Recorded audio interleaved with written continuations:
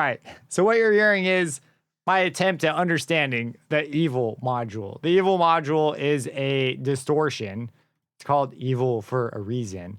It basically is, I guess they're Sallen key filters, but I think of them as these crazy distortions. So the poles are labeled with these different types like warp, fat, glug, howl, spit, fizz, and they can do all these crazy things. The thing that you're hearing is the pluck sound is a hi-hat. If we go ahead and actually at the beginning, this is mixed off, and we just listen to this.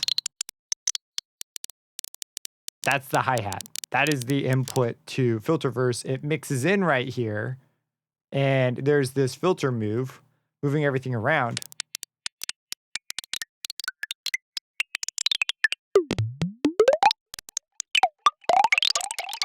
Yeah, and then there's a delay that comes in to mix it in, and we bring in some bass and some other elements. So that's the input though. The MIDI is something quite interesting, I think. It took a while to write because it's kind of a complicated hi-hat part, but this is the hi-hat part. I write my stuff in by hand, and I like to do these moves up and down. I think it makes the instrument more interesting. The hi-hat sample is going to change it dramatically. I did augment my hi-hat sample quite a bit. I made the length much shorter. If we have it be as long as it was originally.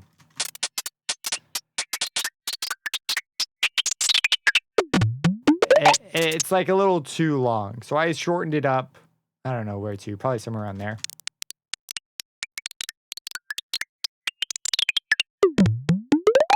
And that just makes it respond a lot better. And so that's coming in, and it's quite a complicated rhythm. But there's a second layer to this. There's also a MIDI layer.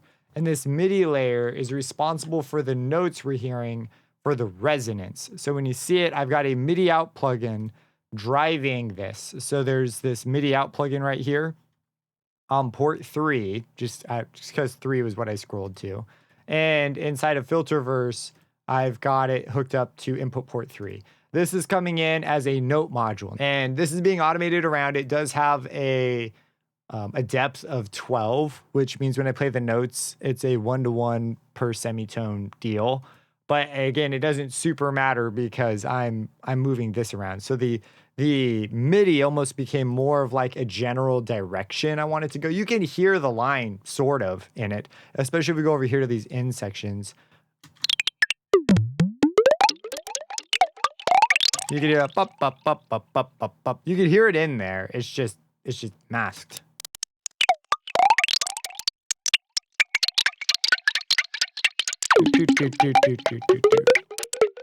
So I went in and figured these out and made patterns unique as I saw it necessary to change up the MIDI. The way I like to write this MIDI, by the way, I do recommend it as a workflow, is I write each measure one at a time, because each one will fit nicely on a pattern. I'll go in and I'll change each one with mind of what's going on in the other ones. The first one needs to be, I keep it pretty more simple, emphasize big beats that I want emphasized. Beats 2 and 3, I might do something that accents some interesting syncopations. And the last one, it's just that very last measure and the last beat. I try to do something that will transition quite nicely, so like a fill or something like that. And then I'll merge them all once I've got the MIDI and the hi-hat part all figured out. So when it comes in here, there are these different distortions. And there's actually a change in the distortion from the beginning and the end. So at the beginning, I start out with this howl distortion, which has a really nice sound. And then I go over to this warp distortion right before we bring the bass in. And I'd probably add a few extra things here to really sell it, and maybe look at the musical line and try to write a line that feels a little bit more like a fill. I tried that with this sweep up. That's why the timbre suddenly becomes so sharp on this warp. And then I bring in the bass. And away we go. Just a standard sort of low plucked bass. Probably not done with the sound. It's got some ways to go. But anyways, yeah, so these different resonances have some really different sharpnesses. So there's like glug. Let's loop it here. That's glug. Could be cool. Fat. Howl. Spit. Spit's pretty cool. Honestly, there's still so many things I could explore. Fizz. Glug might be the call for handling that high resonance.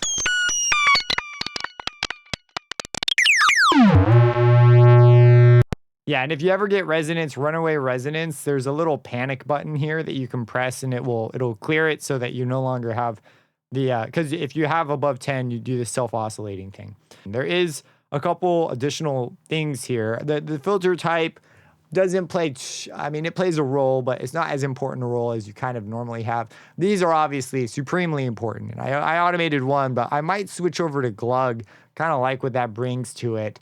We'll have to see. The drive is a big one, and the damage is a big one.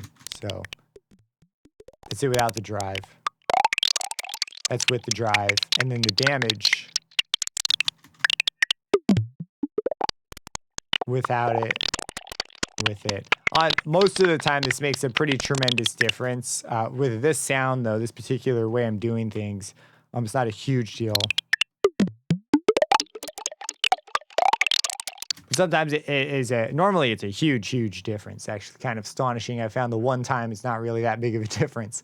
But anyways, yeah, that's the evil module. That's how I created this pluck sound. It's really where you're gonna want to spend your time is nailing down these automations, but you gotta spend a bunch of time writing MIDI and finding a nice line and a nice rhythm that work. I recommend when you come in here, starting out with like a basic hi-hat rhythm, like these extra fill notes and this note being high, these notes go up to this note. I added these after the fact. Like I had just this initially, and there is swing on this. These I did write in as like a push to the next beat, but you see how these are all regular, and then there are like these accent notes that are nowhere on the grid. They're just placed using the Alt key. They're not supposed to be on the grid. They're fills to get to the next part. So that's how these are picked. Now these, I wanted this sort of upward motion, which is how I picked this. But then later on, tonally, it got really more decided by these. So wherever a note hits and this isn't, we'll kind of keep what's like recently going on in the plugin. And when I want a shift, like a tonal shift, that's what's going on. So you can hear this like step down here, sort of. But there's a pitch rise there, and it kind of gets rid of it. So it's a balancing act. You write this, and then you go over here and you mess with this, and you come back over here, and before long your MIDI looks really weird because it doesn't follow any harmonic pattern at all, because you've been working with this as well, and it turns into this interesting dance of composition. And then some things you can do after the fact that I think sound really good. I have Timeless 3 on here as the delay. I like the tap system. This delay is fantastic. So I just went through some presets and found one I liked. And then I'm just automating this on and off. The sound does most of the work. If you've got the rhythm and the composition figured out, the sound will carry it. And then finally, there's a Q4, trying to combat this with some resonance suppression and a high pass filter, a low pass filter. But the bulk of it probably will be fixed more with just some more fiddling with Filterverse to get it to work exactly how I want. But a pretty cool way to do things. If you want to get Filterverse, there's an affiliate link down below. I can, without reservation, say it is the most crazy filter plugin I have ever seen. It pushes the boundaries. I'm not even sure you could call this a filter plugin. It's almost a synthesizer at this point. It's got generators. It's basically a synth. It's crazy. I would definitely recommend it if you're looking for a filter, even just a regular filter. Amazing plugin. It just goes the miles. So there's an affiliate link down below. Let me know what your opinions are on it. We'll be revisiting this more, possibly. We'll see Evil in some future videos because it can do so much more than just this. Subscribe and hit that bell icon for future videos, and have a blessed day.